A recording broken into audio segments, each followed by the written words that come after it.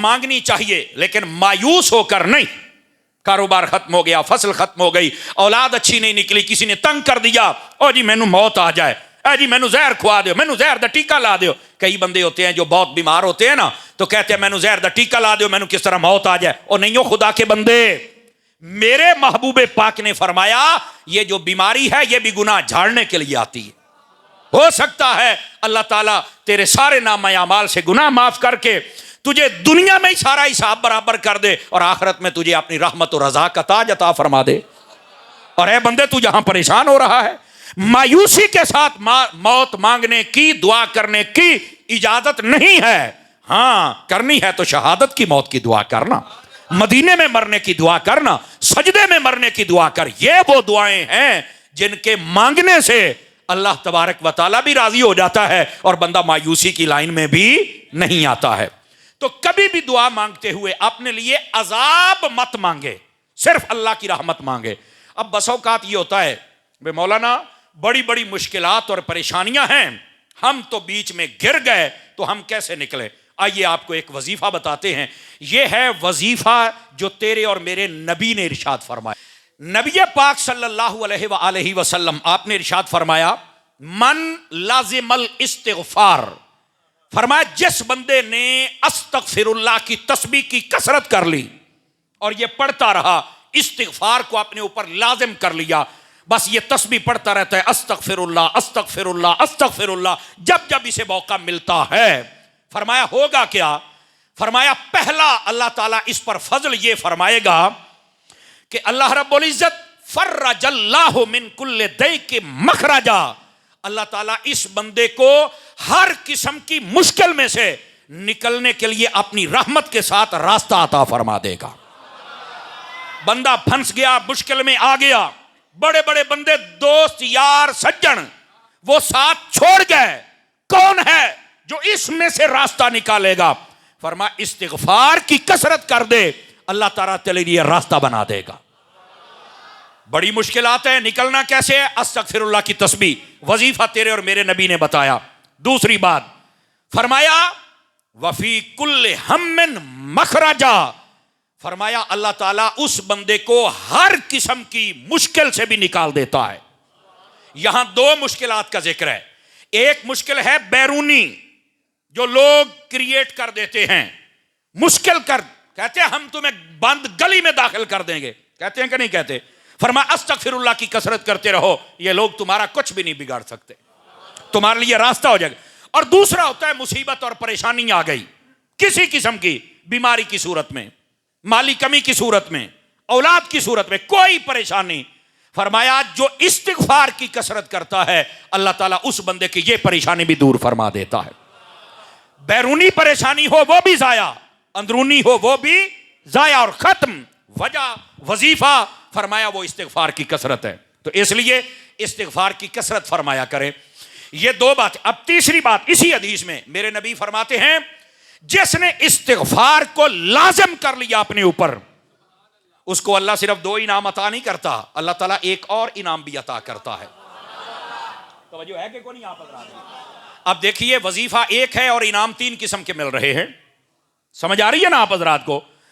अल्लाह अकबर। और यहां पर जितने हजरात हम बैठे हैं, देखिए हमारी जो मुश्किलात है ना बहुत सारी, वो हम निकलने के लिए उस रास्ते पर चढ़ते ही नहीं। अगर हम उस रास्ते पर चढ़ जाएं तो हम मुश्किलात से निकल सकते हैं। कितना प्यारा वजीफा है कि तुमने इस्तगफार, ये असल लफ्ज होता है इस्तिगफार, ये भी सुन लीजिए। हाँ जब तस्बीह पढ़नी है तो फिर अस्तगफिरुल्लाह अस्तगफिरुल्लाह अस्तगफिरुल्लाह, समझ आ रही ना। लफ्ज है इस्तिगफार, इसकी तस्बीह आपने कसरत के साथ करनी है। गिरामी कदर हजरात, इसका फायदा फरमाया मुश्किलात भी दूर और हर किस्म की बीमारी भी दूर। आज ये दो चीजों ने तो हमें घेरा हुआ है, तवज्जो है कि कोई नहीं आप हजरात की।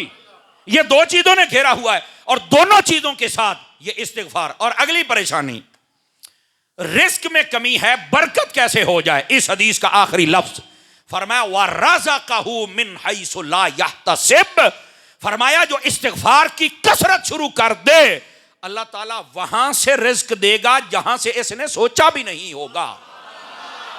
अल्लाह ताला वहां से रिज्क अता फरमाएगा। बीमारियां भी दूर, परेशानियां भी दूर, रिस्क में भी कसरत। करोगे वजीफे पर अमल? अस्तगफिरुल्लाह की कसम। और यहां पर मैं आपको एक हदीस सुनाऊं ताकि इसके साथ लिंक हो जाए और आपको बात समझ आ जाए। शोबुल ईमान शरीफ की एक तवील हदीस है, उसका एक हिस्सा यह है, नबी पाक अलैहिस्सलाम ने इरशाद फरमाया, लोगों जब रमजान शरीफ आ जाए, दो चीजों की कसरत करना, उससे अल्लाह राजी होता है, और दो चीजों से कभी गाफिल ना होना, यह तुम्हारे लिए जरूरी है। पूछा गया या रसूल अल्लाह वो दो चीजें कौन सी हैं जिनसे अल्लाह राजी होता है? फरमाया एक ला इलाहा इल्लल्लाह की तस्बीह करना, और दूसरा अस्तगफिरुल्लाह की तस्बीह करना। यह शोबुल ईमान शरीफ की हदीस है। गिरामी कदर हजरात, इससे अल्लाह राजी होता है, और यह रमजान शरीफ का वजीफा है, किसी मौलवी और पीर का बताया हुआ नहीं, यह मेरे महबूबे पाक का बताया हुआ वजीफा है। और दो चीजें फरमाया कभी उनसे गाफिल ना होना, यह तुम्हारे लिए जरूरी हैं। हुजूर वो कौन कौन सी हैं? फरमाया एक अपने रब से जन्नत मांगते रहना। मैंने क्या कहा? अपने रब से जन्नत मांगते रहना। फरमाया यह तुम्हारे लिए बहुत जरूरी है, दुआ किया करो जन्नत की। और दूसरी फरमाया अपने रब से जहन्नुम के लिए पनाह मांगते रहा करो, यह बड़ा जरूरी है तुम्हारे लिए। देखो यार, नबी पाक अलैहिस्सलाम कैसे उम्मत की तरबियत फरमा रहे हैं। पहली इस्तिगफार वाली हदीस और यह हदीस, इन दोनों को मिलाओ। रमजान है, कसरत फरमाओ, वजीफा है मेरे आका का अता किया हुआ। अच्छा, यहां तक बात नहीं, मैं आपको एक और हदीस सुनाता हूं। मुस्तदरक के अंदर अल्लामा हाकिम नेशापुरी रहमतुल्लाह अलैह आपने इस हदीस को लिखा, और बड़ी सुनने वाली हदीस है, जिमें कहते ना भी चस नू भी चस आएगी, मजे को भी मजा आएगा। शैतान को जब अल्लाह ने अपनी बारगाह से मरदूद करके निकाला ना, तो इसने अल्लाह से कहा मुझे मोहलत दे ताकि क़यामत के दिन तक मैं तेरे बंदों को गुमराह करूं। अल्लाह रब्बुल इज्जत ने फरमाया जा, तूने अगर चैलेंज किया है तो तेरा चैलेंज मान लिया जाता है, जा तेरे को जो हुंदा ही कर ले। शैतान का चैलेंज है, अल्लाह ने फरमाया जा तेरे को जो हुंदा ही कर ले। उसने पता क्या कहा? उसने कहा बारी ताला, ये इस हदीस में ये लफ्ज है, कहता है मुझे तेरे इज्जत की कसम, मानता तो वो भी रब को था ना, कहता मुझे तेरी इज्जत की कसम, जब तक तेरे बंदों के जिस्म में रूह रहेगी मैं इनको बहकाता रहूंगा, गुमराह करता रहूंगा। मेरे रब ने आगे बता क्या फरमाया? फरमाया मुझे मेरी इज्जत की भी कसम, मेरे जलाल की भी कसम, अगर मेरा बंदा आखिरी सांसों तक अस्तगफिरुल्लाह कहता रहेगा मैं भी माफ करता रहूंगा। इतना बड़ा चैलेंज किया शैतान ने, कहता है मैं आखिरी सांस तक बहकाऊंगा। अब ये मुस्कुराकर सुभान अल्लाह कहने वाली बात है। अल्लाह ने फरमाया तेरे को जो हुंदा है कर, मेरा बंदा आखिरी सांस के वक्त भी अस्तगफिरुल्लाह कहेगा मैं माफ फरमा दूंगा। ऐसा रहीम और करीम रब है। यह है अस्तगफिरुल्लाह की तस्बीह की ताकत। और कई लोग नहीं करते, वो भी सुने। मेरे और तेरे पाक नबी सल्लल्लाहु अलैहि वसल्लम ने इरशाद फरमाया मोमिन इससे जब गुनाह हो जाए तो ये पहाड़ के बराबर समझता है और डरता रहता है कि कहीं मेरे ऊपर गिर ना जाए ये गुनाह और मैं बर्बाद ना हो जाऊं। इतना डरता है, और डरना भी चाहिए। और फरमाया जो मुनाफिक होता है वो गुनाह को ऐसे समझता है जैसे नाक पर बैठने वाली मक्खी है, नाक पर बैठने वाली मक्खी है कि यूं ऐसे करूंगा उड़ जाएगी, क्या है। वो मुतमिन रहता है मक्खी उड़ जाएगी, क्या है, मैं जनतियां, मैं भला जन्नम च जाना है। वाह भाई वाह, एना दा पता नहीं, मैं जनतियां, हाँ मैं। आप इतना मुतमिन न हो। मेरे नबी सर सजदे में रखकर रब से जन्नत मांगा करते थे, हालांकि मालिक के जन्नत हैं, जिसको जब चाहा जन्नत अता कर दी। अबू बकर फिल जन्ना, उमर फिल जन्ना, उस्मान फिल जन्ना, अली फिल जन्ना, तलहा फिल जन्ना। वो जो नहीं फरमा रहे नबी पाक जन्नत, बल्कि यहां तक बशारत दी बुखारी में है, फरमाया जो बंदा मुझे दो चीजों की जमानत दे दे मैं मोहम्मद अरबी उसे जन्नत की जमानत देता हूं। क्या? फरमाया एक जबान की हिफाजत, इसकी जमानत दे दो, और दूसरा तुम्हारी टांगों के बीच में जो चीज है शर्मगाह, मर्द हो या औरत, इन दो चीजों की जमानत दे दे कि इनसे हरामकारी ना होगी। मेरे मुस्तफा फरमाते हैं मैं मोहम्मद तुम्हें जन्नत की बशारत दे रहा हूं। मेरे नबी जिसको चाहे जन्नत अता कर दें। बात समझ आ रही? बल्कि मेरे आका की शान तो आका की शान रही। मेरे आका के प्यारे नवासे सैयदना इमाम हसन, इमाम हुसैन रदियल्लाहु अन्हुमा, ये वो शहजादे हैं जिनके बारे में फरमाया ये जन्नत के सरदार हैं। वो जिसको जो चाहे अता कर दे। लेकिन इसके बावजूद मेरे नबी खुद जन्नत मांग रहे हैं। बात समझ आ रही है? गिरामी कदर हजरात, मोमिन वो होता है जो अपने गुनाह से डरता है और फिर अपने रब से मुआफी तलब करता है। मुनाफिक वो है जो गुनाह हो जाए तो डरता नहीं है और सरकश और मुतमिन होकर फिरता रहता है। बल्कि आपको एक और हदीस सुनाऊं, नबी पाक अलैहिस्सलाम ने फरमाया, तूबा लिमन वजदा फी सहीफतिही अल इस्तिगफार। फरमाया मुबारक हो उस बंदे को, किसकी? जन्नत की बशारत। तूबा ये वो दरख्त है जो जन्नत के अंदर है, जिसकी छांव में हम बैठेंगे इंशाअल्लाह। बड़ी मट्ठी या खींचे हैं। ये वो दरख्त है जिसकी छांव में अल्लाह की रहमत से बैठेंगे।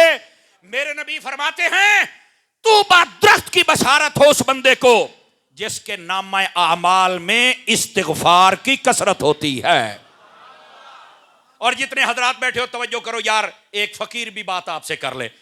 3 चीजें एक दिन में जरूर किया करो। कितनी चीजें? नंबर 1, सबसे पहले ला इलाहा इल्लल्लाह, इसकी तस्बीह फरमाया करें। हदीस शरीफ भी मैंने सुनाई है और ये फकीर अर्ज भी कर रहा है और हमारे बुजुर्गों ने भी ये कहा है, कई उलमा भी बताते रहते हैं। उन्हीं के नक्शे कदम पर चल के मैं भी अर्ज कर रहा हूं। अफजलु जिक्र ला इलाहा इल्लल्लाह, ये बुखारी शरीफ में है। ला इलाहा इल्लल्लाह की एक तस्बीह 100 दाने वाली जरूर करें, लुत्फ आ जाए तो 1000 मर्तबा कर दें। समझ आ रही है?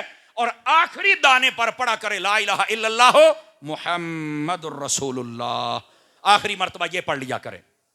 दूसरी बात, एक तस्बीह रोजाना दुरूद पाक की पढ़ लिया करें। अल्लाह ने फरमाया है, अल्लाह भी दुरूद पढ़ता है मुस्तफा पर, फरिश्ते भी, ईमान वालों तुम भी पढ़ो और साथ सलाम भी पढ़ो। तो अल्लाह के इस हुक्म पर भी अमल होना चाहिए। समझ आ रही है मेरी बात की? और इसमें अस्सलातु वस्सलामु अलैका या रसूल अल्लाह, अस्सलातो दुरूद है, वस्सलामु सलाम है। दुरूद भी आ गया, सलाम भी आ गया। समझ आ रही है? इसको पढ़ा करे। व अला आलिका व अस्हाबिका, सुभान अल्लाह, नबी पाक के सहाबा पर भी आ गया, नबी की अहले बैत पर भी आ गया। कामिल दुरूद पाक आप इसको पढ़ें। दुरूद इब्राहिमी आप इसको पढ़ें। सल्लल्लाहु अलैहि वसल्लम, यह भी दुरूद है। सल्ला दुरूद, सल्लम सलाम, आप इसको पढ़। बल्कि इसके बारे में यहां तक उलमा ने लिखा, जो एक मर्तबा सल्लल्लाहु अलैहि वसल्लम कहता है, अल्लाह ताला उसके चेहरे पर रहमत के 70 दरवाजे खोल देता है। समझ आ रही है? सुबह उठ के एक तस्बीह ला इलाहा इल्लल्लाह की, दूसरी तस्बीह दुरूद पाक की, तीसरी तस्बीह अस्तगफिरुल्लाह की। ये तस्बीहां पढ़